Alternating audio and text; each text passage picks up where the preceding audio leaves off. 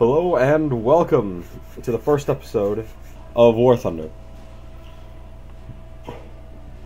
Now, this is, of course, in open... actually, no.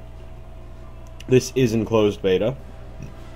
And the NDA for it has just been partially lifted. This allows me to actually post videos, though not able to criticize it in any way. But it is in closed beta, so there is no point in trying to criticize what can be and will be changed. So let's take a look. First off, we have the Germans and the Russians, which are the two tech trees that will be coming out during War Thunder's ground force release. Currently, in the ground forces, we have about 5 tanks for the Germans, and 4 for the Russians. The Germans currently have the PZ-2 Ausf-C as their first light tank, 2 medium tanks in the form of the PZ-4 Ausf-C and Ausf-F2. Then it lastly has a tank destroyer, which is the Stug-3 Ausf-F. And one which I do not have yet would be the Flak Panzer I, which would be a anti-air gun. And on the Russian side, we have the T-70 as the light tank, the T-34 1941 version, the KV-1 as the only heavy tank in the game so far, and the T-26 as another one of their light tanks. Now, as you can see in my hangar, or garage, we have both planes and tanks. Now, this is because it already allows for both planes and tanks to be in the game at the same time. Now, if you can see the numbers here, you can see that there are multiples of them. This is because they have introduced a respawn system in it.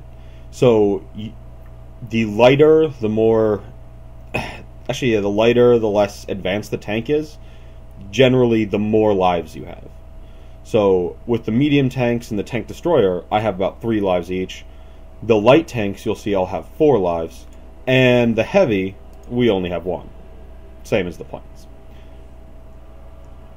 So, enough explaining that. Let's get into the game and explain some mechanics. Okay, so now that we've found a game, this is currently the only map in the game so far, by the name of Karelia. So, the point of the game is that there are 3 control points. You must capture 2, you must destroy the enemy tanks to win. You know, the general outlook of it. So, here are the guns and the ammunition. It will tell you the default gun, and it will give you every type of ammunition that you can get, which I will explain more after the battle. So, I will start off in the PZ Ausf-C. Or PZ-4 Ausf-C.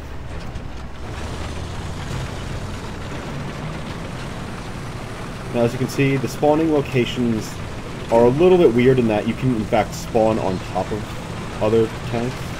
But, again, it will all be fixed. It is very much a beta. So, here's PZ-4. Oh, I guess he does not want to keep going. Oh my god.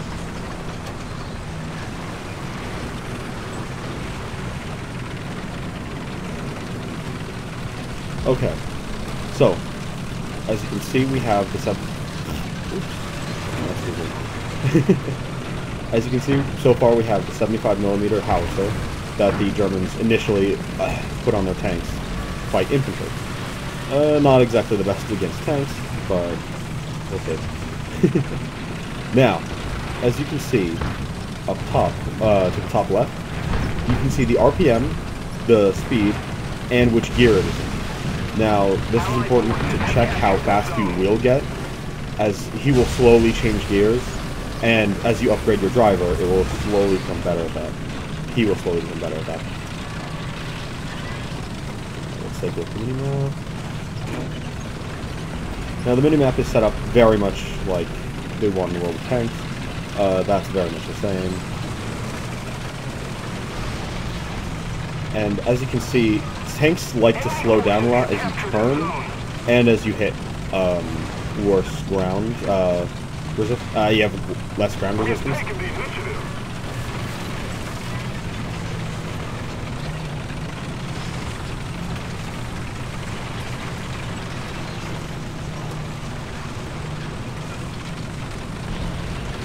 Okay. So as you can see, there is a lot of popping for the foliage, but overall the game does look very nice.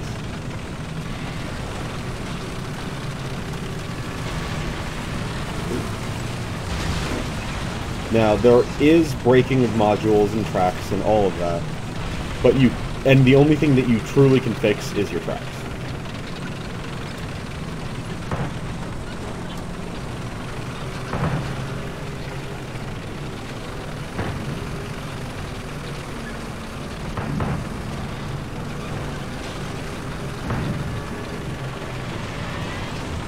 Before we head into battle, I think it'd be best if we capture Quinn.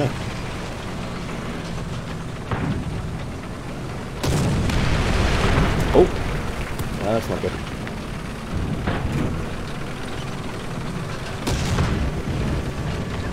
$70 coming up. Maybe we can take it.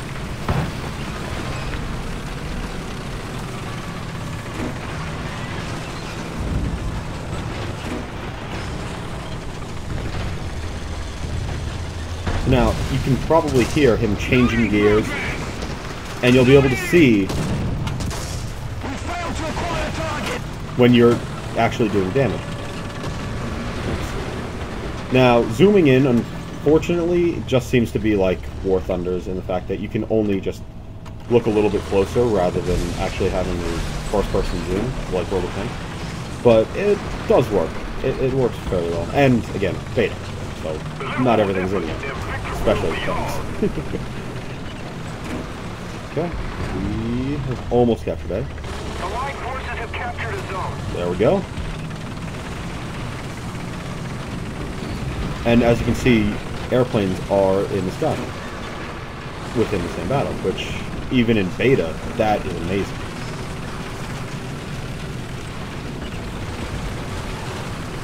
Something I personally wanted to see Wargaming do, but I guess that's for another time. It serves him right.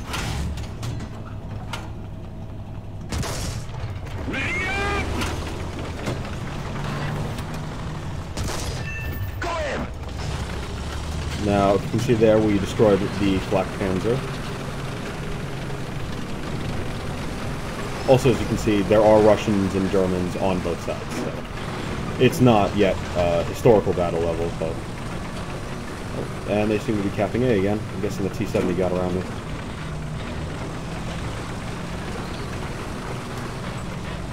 Let's take a look. If it's anything bigger than the PZ... If it's anything bigger than the T-70, it will most likely get me.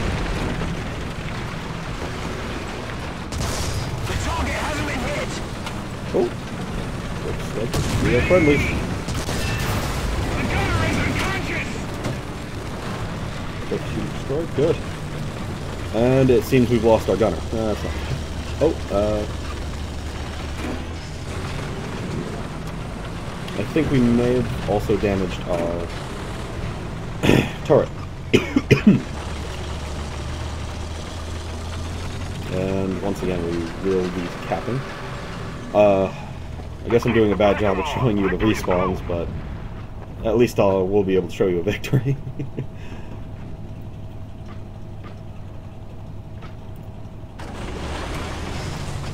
So, but as you can see, the textures aren't that bad. They're very nice for what would be a very aviation-focused company. As Gaijin has made airplane games in the past, but not tanks. So it was something that was questioned, but as you can see, they've done a very good job. As these battlefields are much larger than you can see in World of Tanks. No. And as you can see, which is what some people wanted, there was a true sight system, not... yes, there it is. The turret's elevation is broken. Loading progress! Ready! Loading! That's not good. I was shooting at a KV-1 there. Oh no, you jackass. The loader has been wounded! The radio operator gunner is unconscious!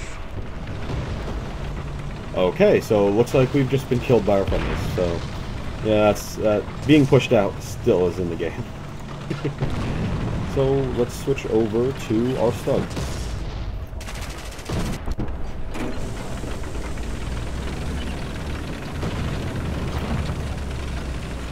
Okay. Cats are very big. Did not actually notice that before. So as you can see, the battlefield is very big, and because of the truly being able to see that far of a distance, you can actually snipe from a very, very long way without actually needing to see, without having to have someone spot for you. This might give light tanks a bit of trouble, but I will show you soon why they are, why they have a lot of effectivity. Now let's get ourselves in position. No. Let's see if it's hitting. Oh, no returning is a big thing that you have to watch out for. So yeah, driving actually takes a lot of skill to do it well. Which is why you'll see me drive very poorly. It's not quite as, like, I wouldn't want to say responsive, because I know that it gets better as your driver gets better, but it is, like, a little bit less responsive than World of Tanks because of that. Easy for us to see. And they do seem to wobble a lot longer and take time to aim. Like, not to aim, but to turn the gun. Ready! Victory dog! Let's go home! Loading progress! And you can even see what you've damaged, which I'll show you in the next battle.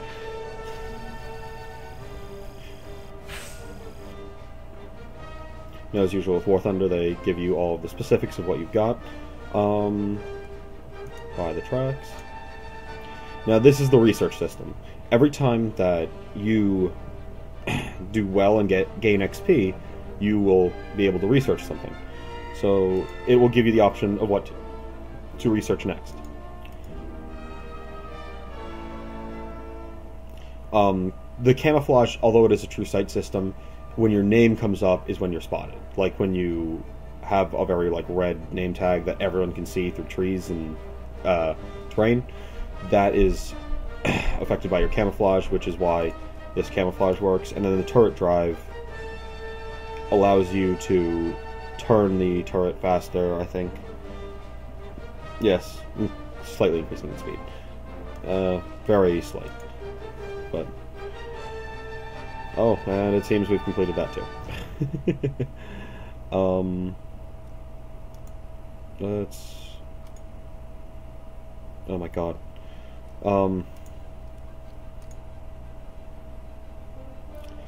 Here's one of the things that's kind of weird. It does add... you can't just choose one right away. Or, you have to choose one right away, is what I'm saying. You have to choose one right away, right now, rather than actually just thinking about it like you can in World of Tanks. Purchase all that. Okay. So, as you can see, I'm gaining research for that unit. as well as research for that tank that I was using mainly. So let's go to our PZ-4FC.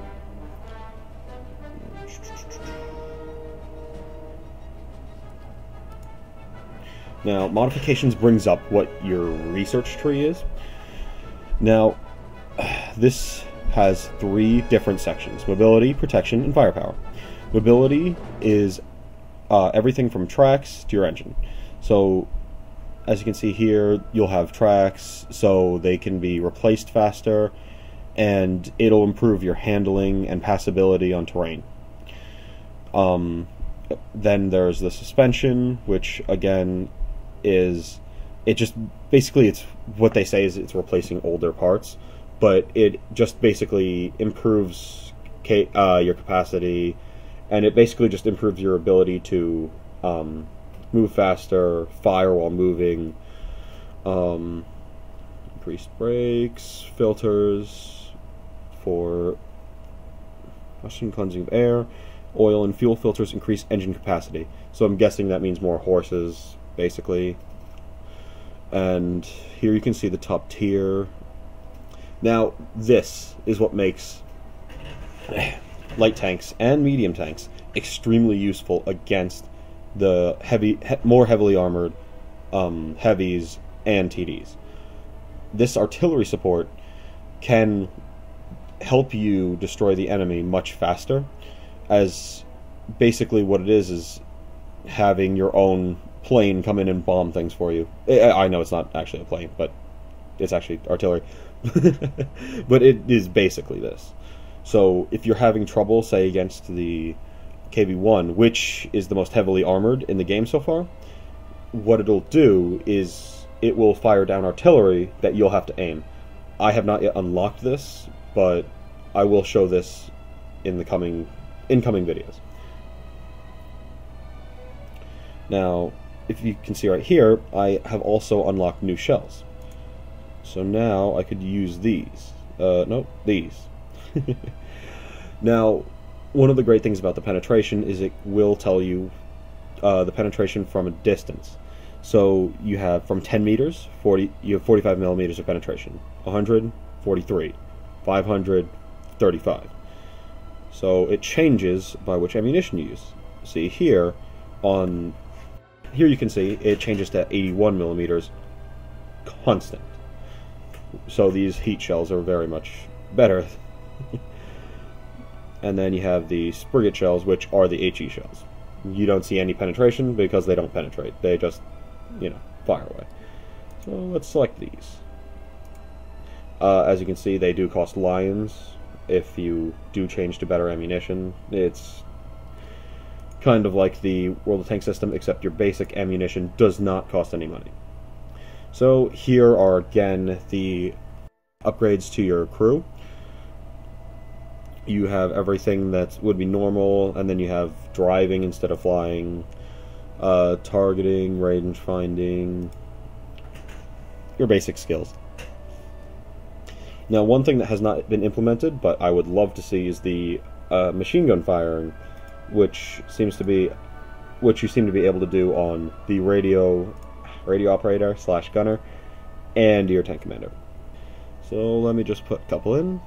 Okay, so now the crew will be more experienced for the next battle and perform better, as your tank will perform. Now, I guess we can switch over to the Russians. Now, the heavy tank gameplay is very much different, which I will show you. Okay, so, as I was saying earlier, this will be to show you how armor works and how it's much more effective in this game rather than World of Tanks. As on the KV-1, you do have much more armor than you would on a medium or light. And here we go. Big and lumbering as it is. It is, again, much slower because it is a heavy tank, but it does have a lot more armor. Now, due to the fact that you cannot zoom in and that engagements take place over a much longer range, you will be able to see that armor is much more, well, effective. You will bounce a lot more, and you'll be able to take a lot more hits. Seems to be bouncing on.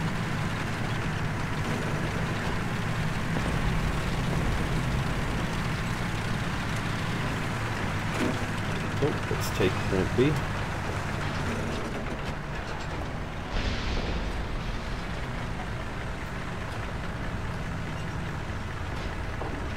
Again, it is very hard to see through terrain, just as it is in World of Tanks.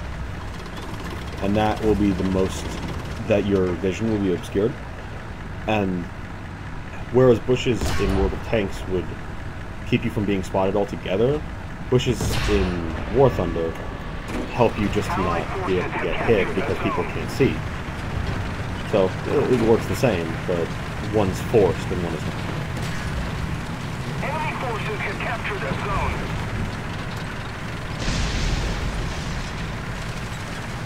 Now, since we are no medium tank, let's take the battle to them.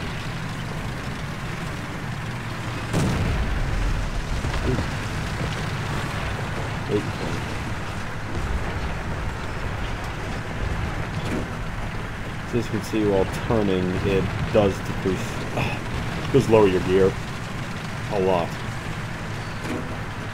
and slows you down much more than you'd like.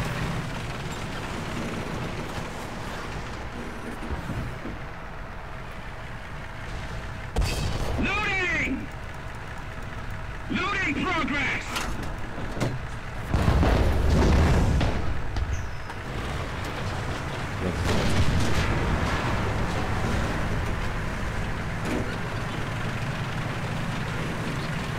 Let's see if we can test out all armor against this T-34.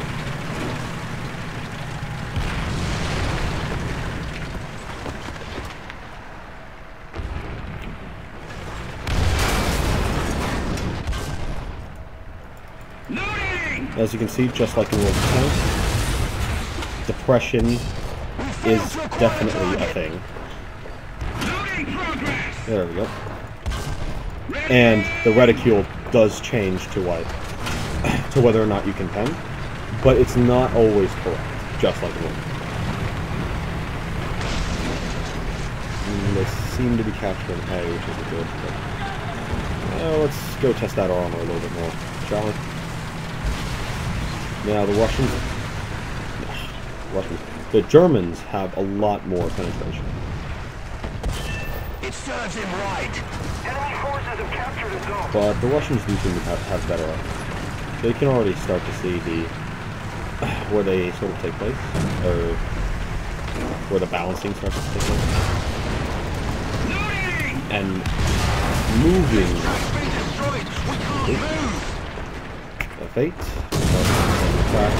And you'll see that the timer comes up and tells you how long it takes to prepare your craft. In the meantime, I'm going to get destroyed. Or, well, not destroyed, but you'll see I will take a lot of damage. On target. But you can see that they aren't quite killing me like I just did to him. And this is because, again, armor is so much more effective in this game. Oh. That's unfortunate. Now, unlike mediums and lights, I will no longer be able to use the KV-1 because I only get one life in it.